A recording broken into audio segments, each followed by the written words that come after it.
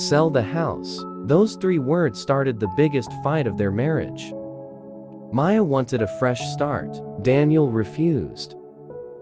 And neither of them knew that the house they were fighting over was hiding a story that would change everything. Maya placed a folder on the kitchen table. I found a buyer. Daniel looked at her. For the house? Yes. He immediately shook his head.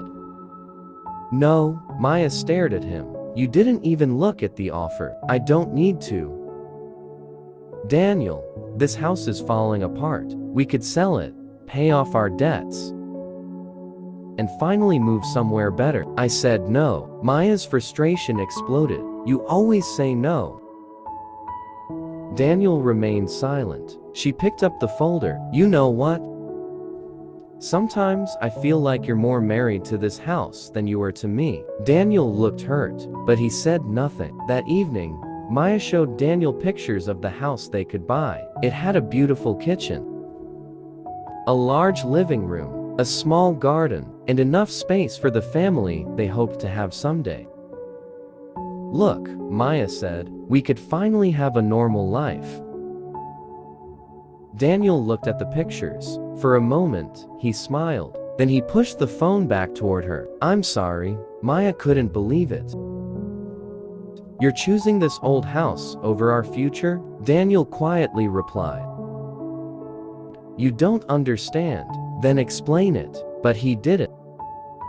And that made Maya even angrier. The argument became worse. Maya grabbed a suitcase. I need some time away from you. Daniel didn't stop her. She expected him to. She expected him to chase after her. But he simply stood at the doorway. Be safe.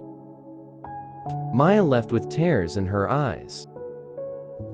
For the first time in 6 years of marriage, she wondered if Daniel still wanted their marriage.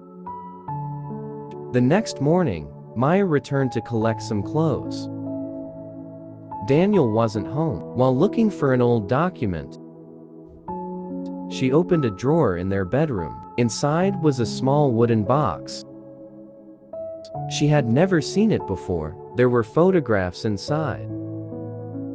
One showed a much younger Daniel standing beside a woman she didn't recognize.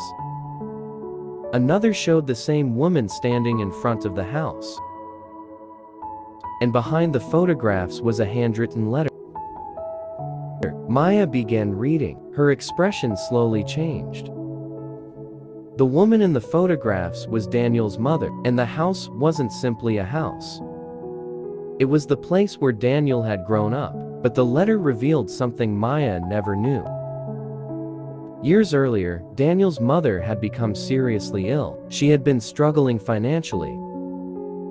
She had almost lost the house. Daniel had promised her, Mom, I'll never let this place disappear. She died a few months later, and Daniel had kept his promise. Maya sat on the floor, holding the letter. Suddenly, every argument made sense. That evening, Daniel came home. Maya was waiting for him. I know. Daniel froze. You found the box. Maya nodded. Why didn't you tell me? Daniel looked toward the old house. Because I didn't want my memories to become your responsibility. Maya walked toward him. You thought I wanted to take that away from you?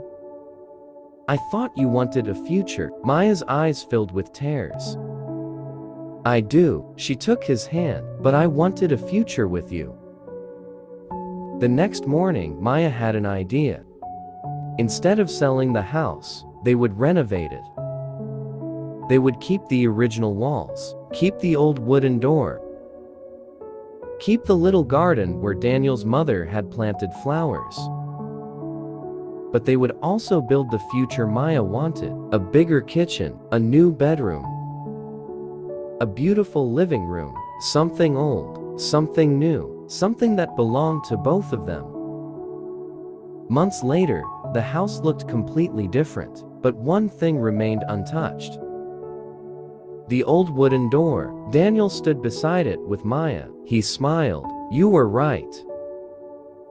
Maya laughed. About what? We didn't need to choose between the past and the future. He took her hand. We just needed to find a way to bring them together. Maya smiled. And for the first time, she realized something important. A marriage isn't about choosing whose dream wins. It's about building a life where both people's dreams have a place.